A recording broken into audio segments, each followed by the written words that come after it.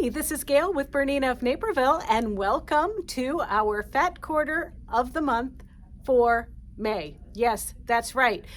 Listen, we're already at May 18th. Finally, I got a chance to make this video, and I apologize for those of you that have been waiting, but hopefully it's a super cute and easy project that you'll love because we're making pincushions. And not just any pincushion, but a pincushion that goes on your wrist like this. Some of you admired mine that was in one of our Q series videos, and I thought, hey, this is a perfect project for our Fat Quarter Club. Now, you don't need to use a full fat quarter for this. You could make a lot of these for friends and sewing acquaintances or just for small gifts, but hopefully you like this easy project. Now you can use all kinds of things to embellish this, vintage buttons. Maybe instead of adding a tab here, you could do some ribbons like on our original piece. But whatever your desire is, you can certainly do it. So you're gonna only need a few small supplies and a lot of imagination. So let's go ahead and get started and look at some of the things we need to make this month's project. Have seen my little wrist pincushion when we did our video on quilting and doing the couching work on the Q series, and I've got a couple of different options here. This is just a simple one without a little tab in it, but this is what we're going to be making this month. And then here's another version where I added a different button. This is left over from an old project where I did some embroidery and then covered buttons with it. But then I also added my name on a little tab on this one, but it's still, you know, the little pincushion like this. So it's easy, the supplies that you're going to need. Now, your 6 fat quarters that you're getting with your Fat Quarter Club should make a lot of these little guys. So this would be a perfect little gift if you're doing any guild exchanges or things like that. So what I do per pincushion is I cut 2 4-inch squares, and this is going to be the top. I think the flower, fussy cutting, that was really fun, and this is going to be the back. Then you're going to need, if you opt to do the tab, you need a piece of fabric like this, and ultimately we're going to fold this, and if you wanted to do some decorative stitch sewing, you might put some stabilizer back there and do a little decorative stitch or a name. And don't forget, we do have a special YouTube video on how to write out a name and stitch it just one time, so you might want to check that one out if you want to personalize this. Then we need a 2.5 by 10-inch strip, and that is for the little elastic casing piece. Speaking of elastic, now I cut a 6.5-inch piece of 1/4-inch elastic like this. This is a great way to use up any leftover elastic you might have for making masks. But now my wrists, are about 6 inches, but if you, might be giving this as a gift, or you yourself using it and your wrist is a little bit larger, you could cut them a little bit larger, of course. But I think 10 inches should accommodate no matter how, large you need to cut this. Then I am just using a piece of vinyl here. This could be scrap leather from a thrifted coat or something like that, or it could even be cork or any little scraps of things like that. And I'm putting that in the bottom here when we stitch it together, just so when we put our pins in, they don't poke through and get your wrist, because that hurts. So these 2 pieces aren't, of course, coming in the Fat Quarter Club, but these might be items that you have. Now, you're also going to need a bodkin. This is our elastic insertion tools. They come in a set of 3 from Nifty Notions, and I'm going to use this to insert the elastic once my tube is made. And then I have these little magic pins, because once you do a pincushion, you're going to need some cute little pins to put in there, and these are the extra long ones. And sometimes when I'm doing certain projects, I like different sizes, but mostly I think those are cute because they have the little pink silicone heads. So let's go ahead and do our first step, which is going to be to stitch this together on our sewing machine. Today I'm going to be using the 770 Plus, and we're going to stitch this together using a 1/4 of an inch seam, and then we're going to insert our we're going to turn our tube and insert our elastic. So at the 770, we have a straight stitch. We have our 97D foot on, and we're going to just simply take our 2.5 by 10 inch piece, fold it right sides together, and just sew this tube, lining it up against the 1/4 inch foot.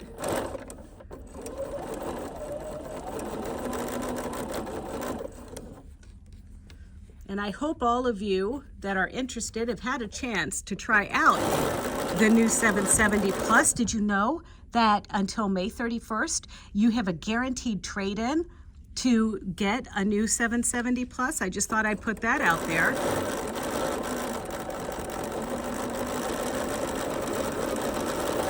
Okay, now I'm done, and I'm gonna cut. And now, easy peasy, one thing I didn't show you when I was over there at our little supplies table is I'm using the Sue O'Very Pruitt tube turner, and this is pretty awesome. So what we're gonna do is we're gonna slip this guy through our tube, just like this, and we're gonna pinch just right there in the seam, just like that. And now we're gonna just move one side over to the other side. There we go. And just turn this inside out. And once we turn it inside out, we're just going to press it flat with the seam to the side or to the back. It really doesn't matter. Once that's pressed, and I pressed my seam to the back like this, we're going to need to take a couple of our pins, and we're going to take our elastic and feed it through our elastic tool. And I just do it like this, get it caught in there like that nicely. And then I'm going to feed this through. And what we want to do is feed it to where that elastic is flush with the end, just like that. And now I'm going to pin it. And I'm pinning that elastic and everything there. And now I want to pull my elastic through to the other end.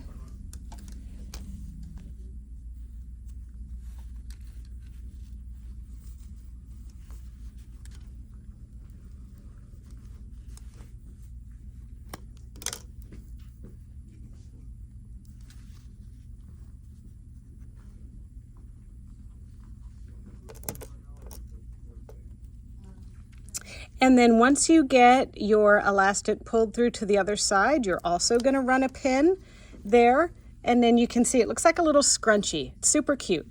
So now one other thing that you want to make sure as you pull that through, that you don't get your elastic twisted. So you want to make sure you put that through there nice and flat. And now we're going to just line these two guys up. And then I'm just going to use the one pin now and pin through all of those layers, and we're just going to sew with about a 1/2 inch seam allowance.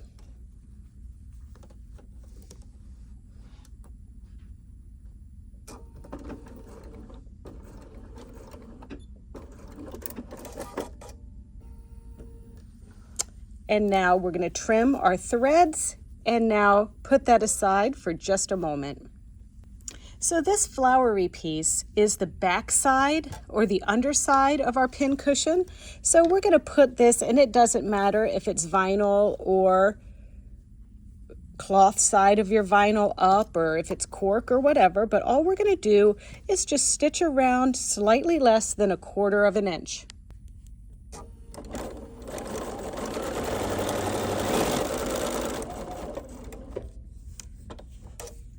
And all I'm doing is just holding this vinyl into position.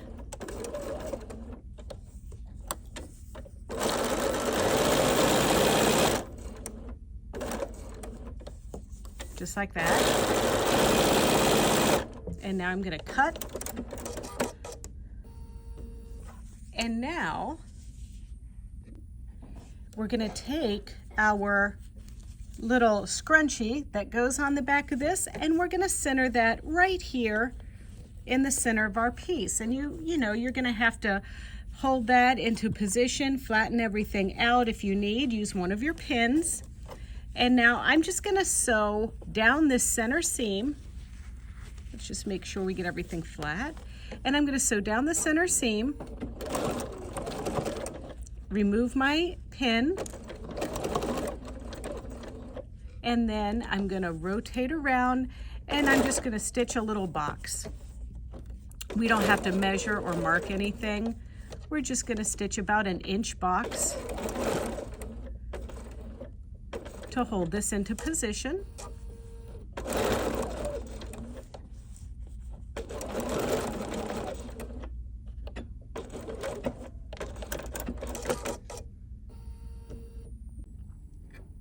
All right, so I just wanted to do something really fun on this label. So I just wanted to do a little decorative stitching on one side. You can see this is our 2.5 by 4 inch piece, and I've taken the 4-inch section and pressed it into the center, and then pressed it in half again, like that. But all I want to do now is open this up and put a little bit of tearaway stabilizer behind here and do some decorative stitching. So there's my little bit of stabilizer back there. So I'm just gonna do a little bit of decorative stitching, and I found this flower that I thought was super cute. So I'm just gonna stitch this.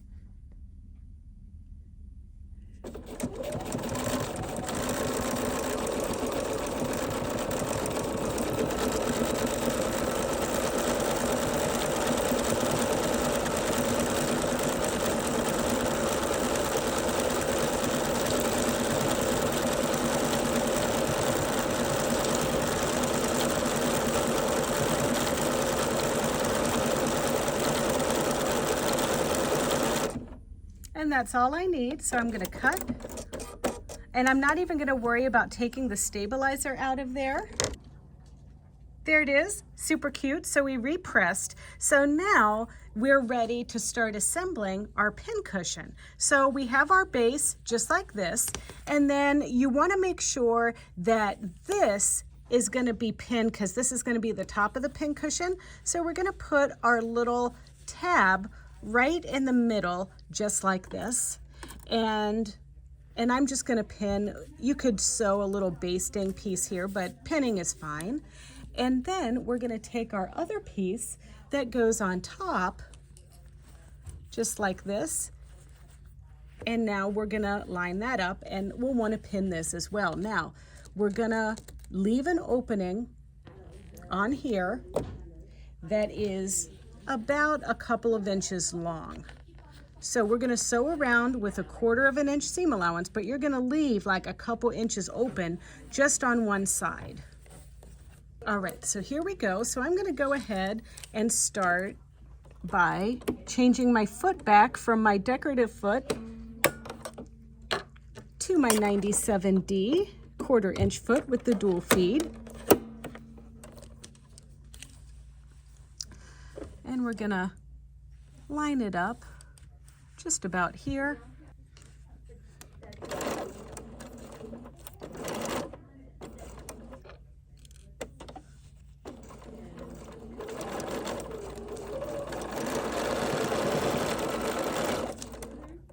Don't forget to remove your pins before you get to them.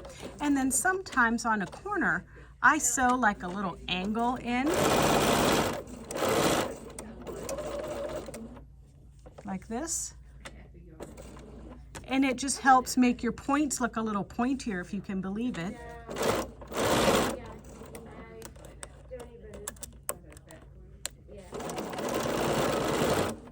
Okay, now we're coming up to this corner. I'm gonna make a little notch there, and now come back, remove my pin, sew, backwards, sew, and cut. And now we're gonna cut our corners like this. And now we're gonna turn it inside out. Now that your piece is turned inside out and it looks really cute like this, it's time to stuff it. Now let's talk about stuffing. So I have a lot of scrap batting, and this pincushion was made using scrap batting that I kind of just sliced and diced until it was soft and fluffy and went into a pincushion. Of course, you can also use polyfill, which is this stuff here. So it's up to you. Now I'm gonna stuff this one with polyfill, but you can see there on my cutting table that I do have quite a mess of fluffy stuff there that I had stuffed these others with. So it's up to you. I like to recycle and use things so I don't have a lot of waste in my sewing room. So, you know, you might wanna give that a try as well. So there's no special technique that's required for this. You're just gonna kinda go into that hole and shove your wadding into place. You might have to make it a little bit smaller to get started to fit in to this hole.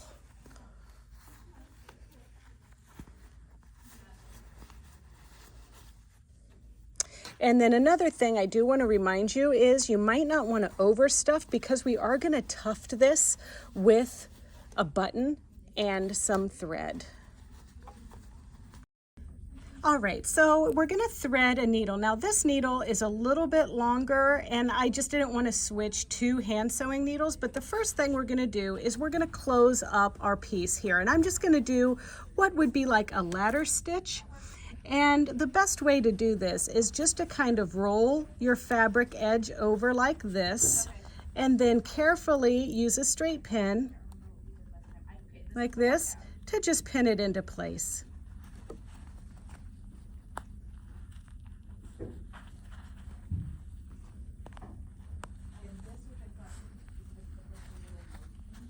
Then once you get that pinned into place, we're just gonna kind of bury our thread down in here to get started.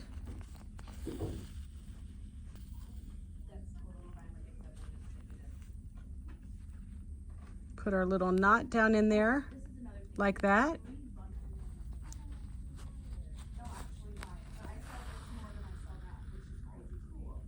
Okay.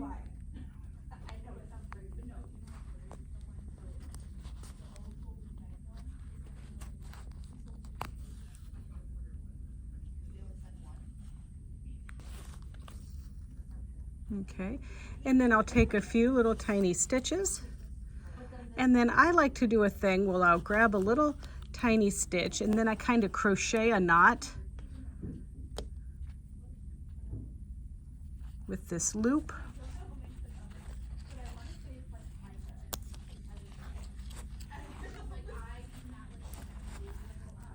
Like that.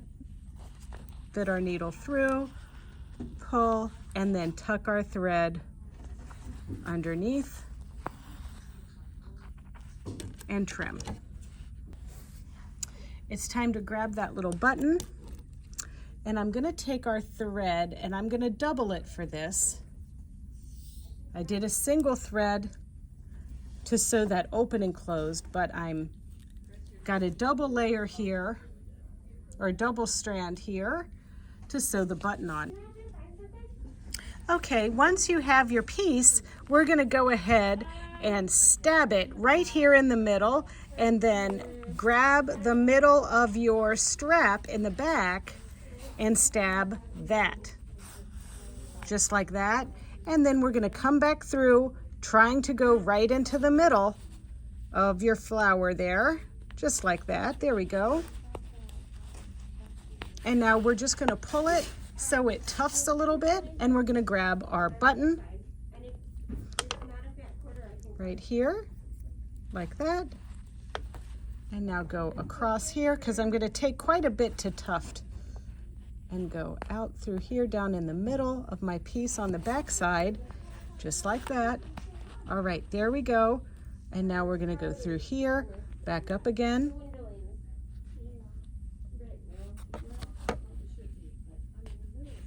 Through our piece.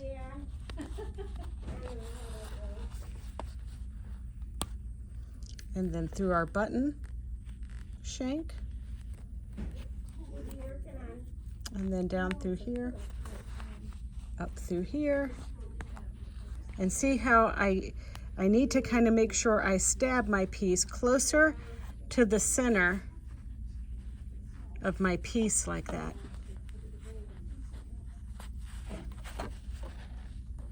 Now that's looking good, so I'm just going to do this a few more times.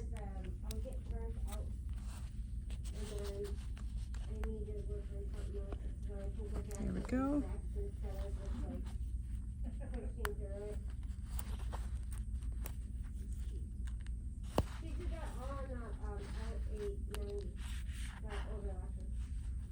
Okay. Down through here. And then make sure that as you come up through the top here, we try to get as close to our center as possible.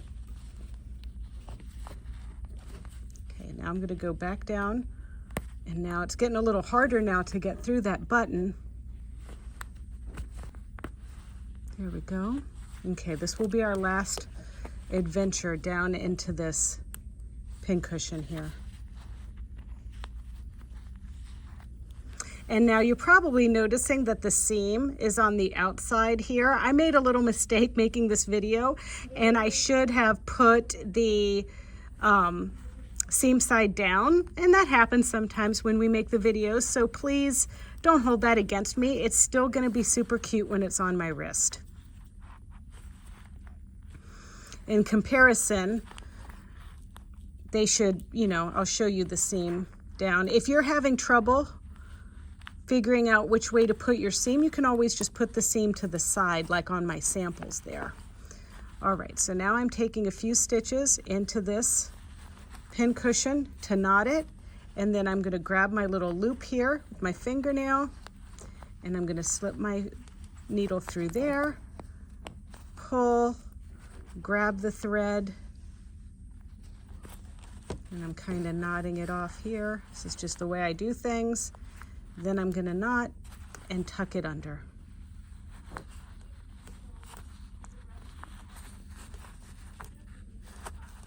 Okay, so now I'm going to trim my threads.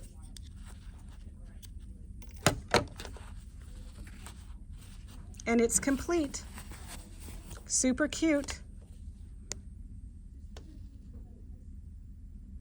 All right, so I hope you enjoyed making this little guy. It certainly was fun. And you know, I have to say, I'm always embarrassed when I do a little snafu, but then all of you are so kind when you say, hey, Gayle, I'm really glad to see that you make, you know, some little flubs too, you know, like having our seam on the outside of our band here like that. But anyway, if you want to see me make a little snafu every once in a while, or you want to see some tutorials that hopefully empower you to just get those projects started and just be fearless in your sewing, don't forget to check out our Bernina of Naperville YouTube channel. It's easy. It's youtube.com/Bernina of Naperville, and there you can like, comment, and subscribe.